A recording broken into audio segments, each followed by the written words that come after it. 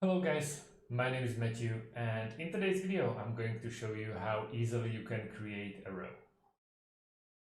It's kind of nice, but you have to get grasp of it. So if you don't want to go and create arrows like lunatic, like this, and they will never be nice and never be exact, we can easily create them by using polyline. So how to do it? First of all, what we have to do is we have to go and click online. Once we click online, one second. Once we click online, we want to go and click on the starting endpoint. We see that our line is in dimensions, it's 40. Okay, now we want to click on the bottom part of our screen. Where is the width? Now specify starting width. I'm gonna go with 20, just like that. Right now, I have to specify the endpoint.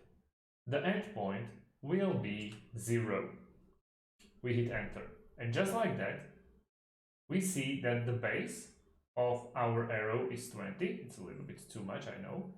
And the end is 0. Once we click, we create something looking very similar to this.